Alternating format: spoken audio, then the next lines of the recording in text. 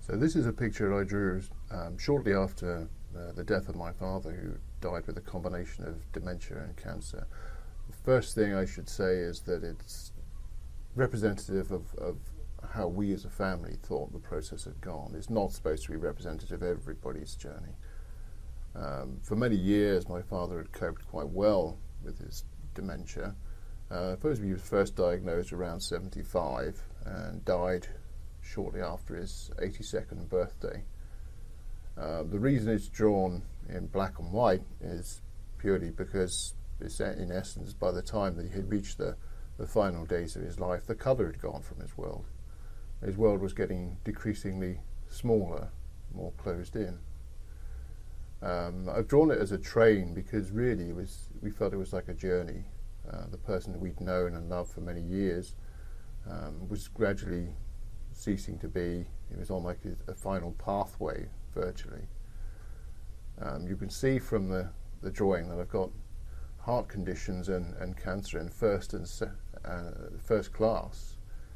This is what we felt was the sort of whatever you presented with as a dementia patient, you weren't really going to gain access to much. You were sort of seen as, everybody else at the end of the bus. And that's the reason why the GP stood on the top of the carriage, pushing people back into the third class dementia carriage. I put the dementia carriage as third class simply because I didn't feel there was a second class. It felt to me that the GPs were inadequately resourced or didn't have the understanding in really to be able to do anything. You were just palmed off to the memory clinic. They did what they could, but even there was limitations. Dementia is such a weird sort of disease that gradually drags you down. In the final run-up, in the last few months of my father's life, things were accelerating very quickly, and he was shuffling along and seemed to be very confused at certain points, and the GPs were being called in a lot more frequently. But again, they just seemed to take blood pressure and how you're feeling and out the door. There's nothing we can do. We all knew different because at that point, in the last couple of months, my father was hardly sleeping at all. And both my sister and I and my mother and external carers were coming in during the night, just sitting up with my father, who would literally not sleep at all. And we were on the phone asking, is there anything that you can help just to get some sleep, just to sort of give my dad a few hours peace, but there seemed to be nothing. And when finally the dementia nurse from the memory clinic came round, she could see there were problems. You could see his current medication was just totally inadequate. Her advice was that my father should be in hospital to regulate his medication, and that would require the GP to sign off on. But the locum that turned up sort of said there's no need. Quite happy to let him stay at home, and that's where he stayed until the following Monday, when the overnight carer said there's something wrong, and ambulance came and my father went into hospital. From there they did some tests and found out that he had a cancer down in the bowel. I suppose from that it was about 3 weeks and he left the world. But the interesting thing from our point of view was that all the hammering on doors, the phone calls that got nowhere, as soon as he'd had the cancer diagnosis, everything changed. People couldn't do enough. I mean, the hospital were marvellous.